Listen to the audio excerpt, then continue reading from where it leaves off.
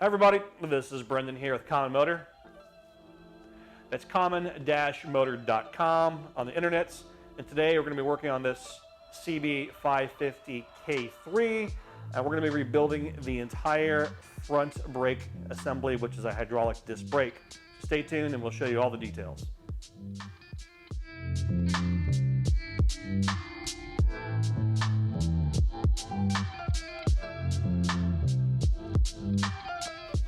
In 1968, when Honda released the 750, it was their first large bike with a disc brake up front, a hydraulic disc brake exactly.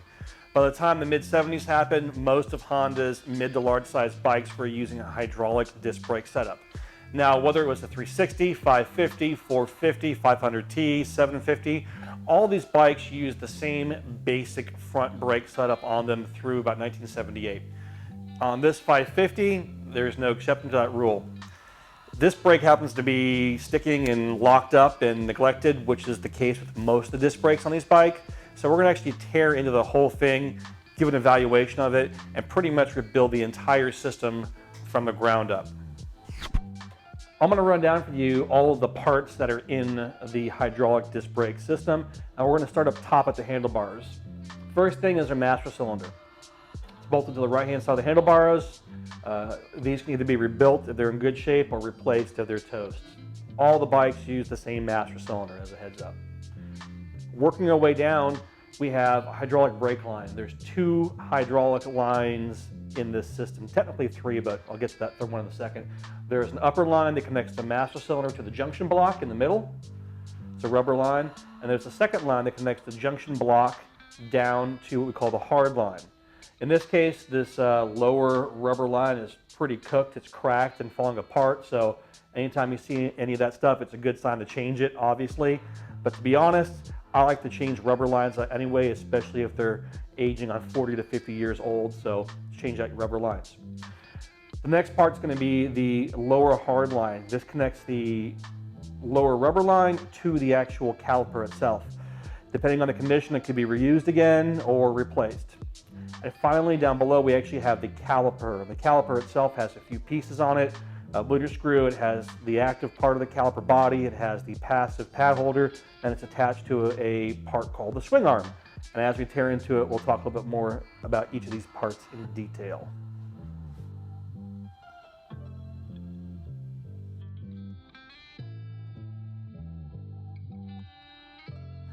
Here's our junction block. See how this has this yellow paint on it right here?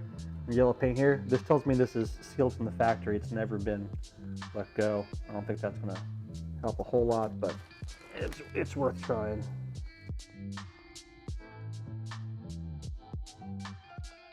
Had our penetrating oil soaking into all of our fasteners here for a little bit.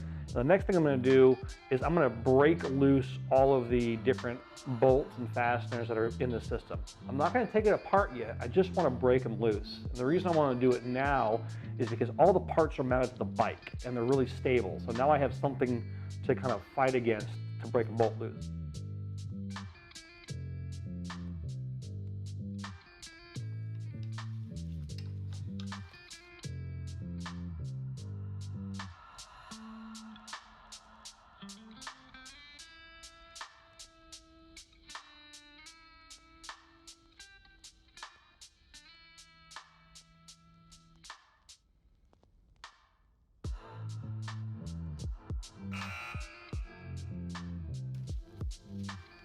Really tight.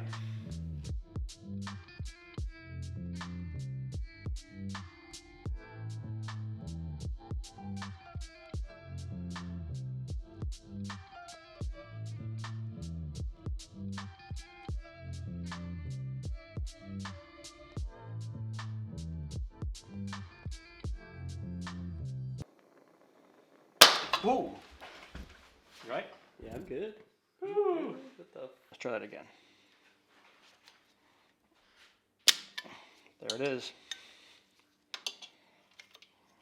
Alrighty, well I'm going to go ahead and start dismantling the rest of this caliper here off the bike.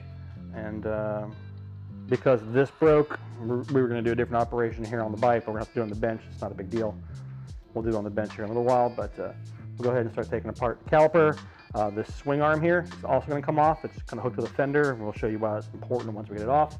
And then we'll end up taking off the hoses, junction block, all that other stuff up top. So right now it's just some pretty straightforward disassembly.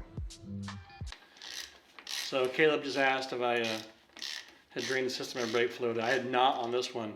I think that the brake fluid's just all gooed up and crystallized, that it's not running everywhere. So brake fluid might drip, and if it does, make sure you protect the painted parts of your bike, because the brake fluid's mean, nasty stuff.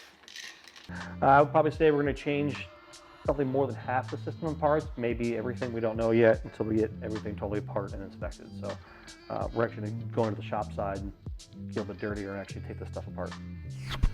We're going to take apart the caliper right now, and we're going to do it on the bench. We're over here on the shop side, and it's a little bit easier to do it on this place because I had to use the VISE. Initially, we're going to try to do it on the bike, but our lower line kind of fell apart, so couldn't do it on the bike. Same process could be done on a bike with a good working master cylinder, but we're going to do it right here on the bench. Let me show you what we got lined up right here. I have a master cylinder here. I believe this is off a Suzuki Savage. I'm not sure. It's just a master cylinder we have sticking around the shop. A rubber line hooked to it, a hard line, and then we're going to connect it to the caliper.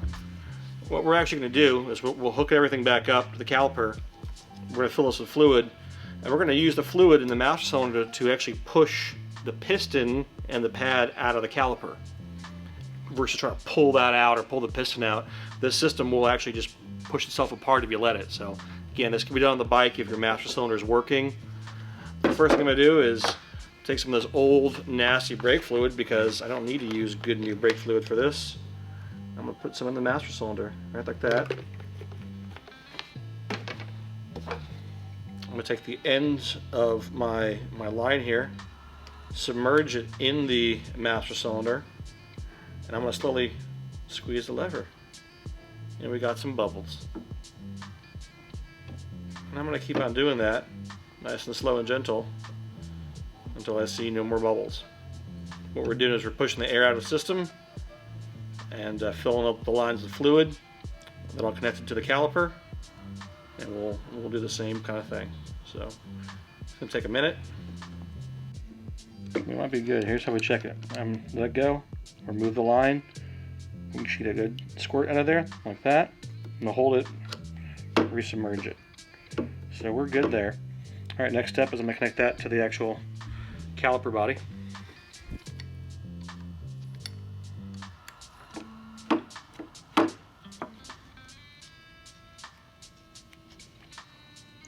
There we go.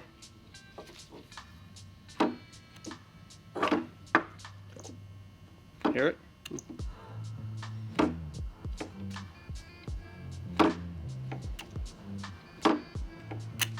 There we go. All right. Put the caliper on the dish here.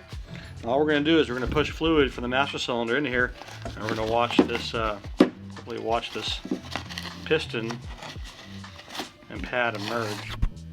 See that? Just pumping fluid into the master cylinder, into the caliper from the master cylinder, and lo and behold, pushes out the brake pad, which would be almost impossible to try to take out with your hands. Which will come out now. There we go. Easy, 1, 2, 3. That's garbage. We're gonna throw that away. Here's our piston. We're gonna keep going until we see we get the piston to pop out all the way. So I'm just gonna continue to try to pump the fluid through. You can see when it retracts, it kind of pulls back in a little bit, but every pump gets a little bit closer to pulling this piston out. There we go. I'm 95% certain this piston's gonna be trashed. They usually are. There we go. Piston just came right out like that.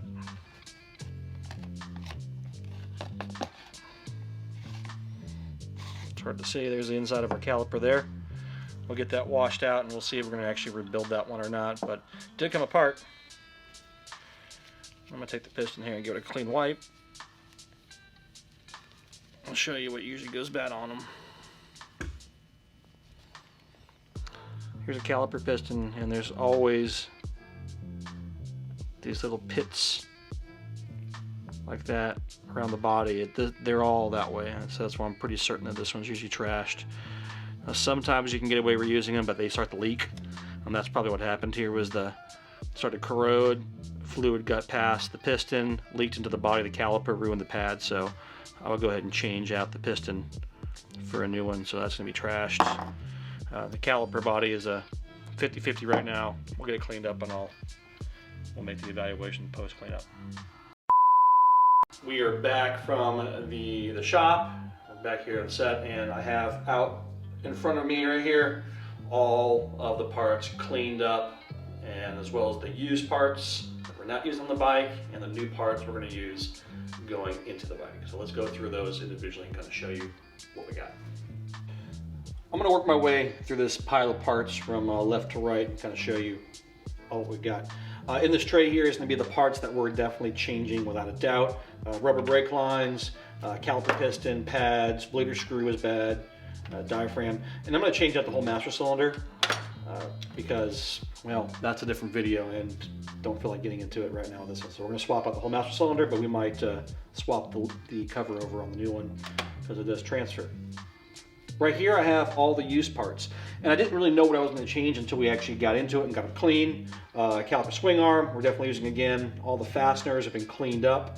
These are the banjo bolts. They were in good shape to use again. We're going to reuse our hard line. It turned out that we were able to salvage it. It was in good shape, so we're going to reuse it. I did coat it with some oil after I cleaned it up. This is the boot for the upper line to the caliper. Our junction block definitely gets reused again with our switch. We think it's still good. Caliper itself, this is the, call it the static side, the inner side, which is almost always in great shape to use again. Just cleaned it up well. And actually we're going to use the caliper body again. It turns out once I got it apart and cleaned, it cleaned up pretty well. So we're going to give it a shot to use again. Something to note in here, you didn't see on camera when I was cleaning it, is I really got in here with some sandpaper and got all the corrosion out of there. And a really good test fit to make sure that's working is I'll take my pad, new brake pad, and see how well it kind of drops in there. But it drops in nice and clean and comes out pretty easy. Like that. That's good because that'll keep the pad from getting stuck in there. So that means it should be clean enough. So I think we're good to use that over again. Over here in the new pile of parts, definitely new brake pads without a question. We're using our nice Italian made pads. New brake caliper piston and seal, along with new crush washers for the banjo bolts and a new bleeder screw. Upper and lower lines, we are going to be using a new master cylinder on this assembly. We might change that lid out later on if we want to. And I did want to show you some of the other pieces that we have, but we're not necessarily changing. Again, we have new upper lines if we need them. And we have two different types of calipers that are going to show up on these bikes. This one right here is the same as this one. We call this the late style caliper. It's identified most easily because the bleeder screw points straight up and the line comes in right here. This is the early style caliper that would show up on 750s and some of the early 450s. It's got these ribs in it. The bleeder screw will end up pointing to the front of the bike at kind of this 11 o'clock position, and the hard line comes into here. It does use a slightly different hard line than that one. We do have that on the website, but they are virtually identical in how they go together internally. They use a different pad, but yeah, they're not that dissimilar that they need their own video. They're very, very similar. So we'll take those out of the shop. I just want to share that with y'all. And we're going to get to starting to assemble some of these parts here on the bench. We're going to go ahead and start assembling some of this stuff up here on the bike.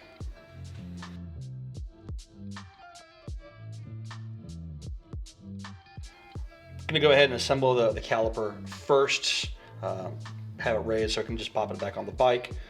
Basically, our parts here are the same parts that show up in the rebuild kit. And the most difficult part about this is the seal and the piston, because the seals tend to fit a little bit snug on the piston.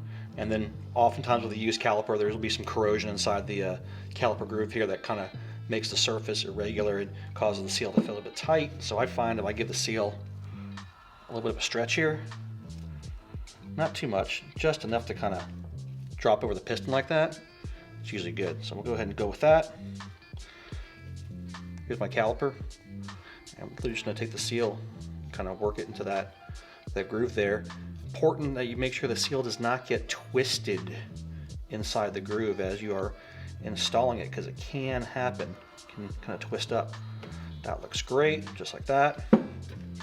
Brake fluid, .3 brake fluid. If you can get some synthetic stuff, even better. That wasn't great. I have to clean it off a little while.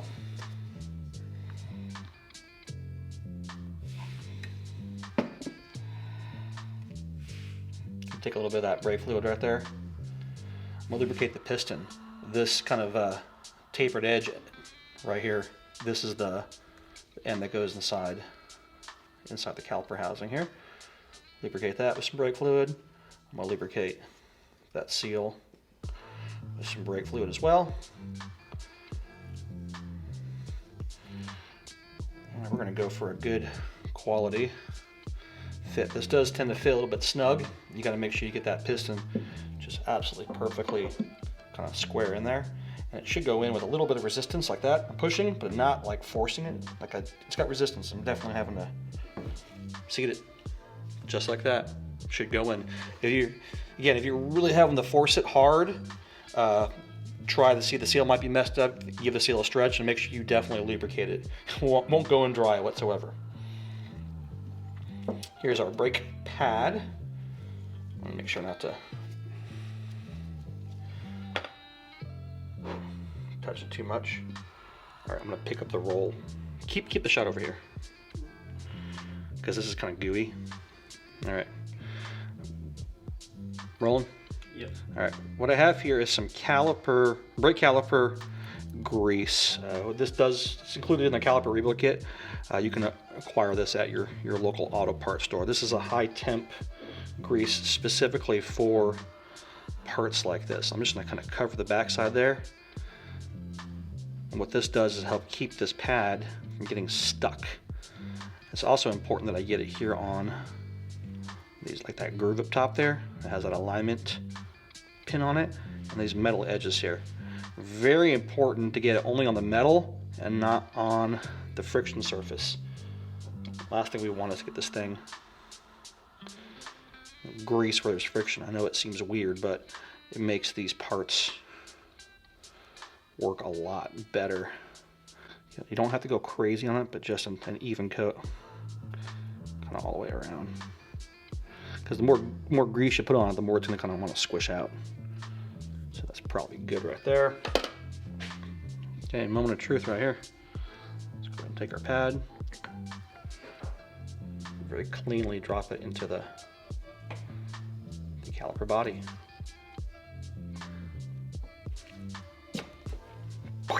Just like that. We did get a little bit of grease that kind of oozed up here. I'm gonna take a rag and I'll get that cleaned off. Again, we don't want to have any grease too near the friction surface of these. So make sure you keep that stuff kind of as clean as you can get it. Last thing on the caliper here, since I'm putting a new bleeder screw in it, I'm going to put a little bit of anti-seize on the bleeder screw itself, because the screw is steel and the aluminum caliper body. I'm making sure just to get it on the threads. It's probably more than enough right there.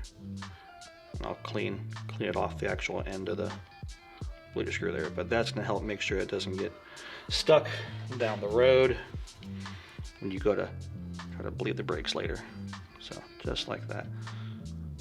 Well, like butter, like it should be, right in the caliper housing.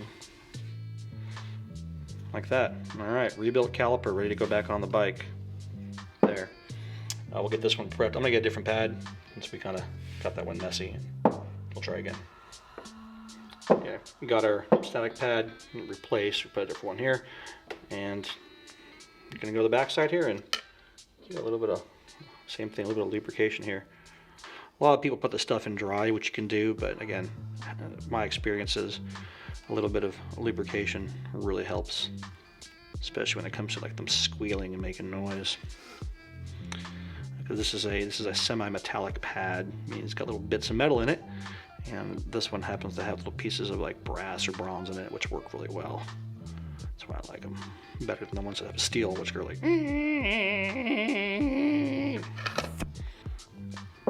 just, yes, it's that easy. The last piece is this cotter pin. part a lot of people forget. This cotter pin goes through the middle, just like that. Flip it over the back side, and then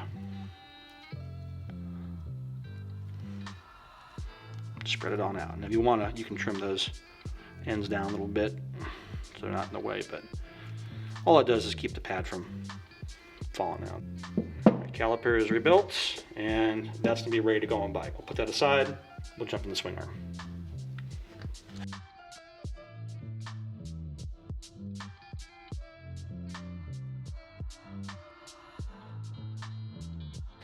Next piece we're going to assemble is the caliper swing arm. It's pretty straightforward and simple. This is the main pin. It comes in from the bottom. These are the original sealing O-rings that are on it, and you can usually use them again. They don't go bad. They're more of a dust O-ring. So slide that one down, and there's a little groove here inside the middle of this pin. That groove is a grease reservoir. It's very common on these bikes to have that kind of design detail in there. A little more caliper grease here. Again, it's high temp, synthetic, so we're going to grease up that pin because it tends to be a very neglected part as well. The caliper swing arm doesn't pivot well and doesn't move nice and freely. The brake can bind and make noise. And that one's good. We'll go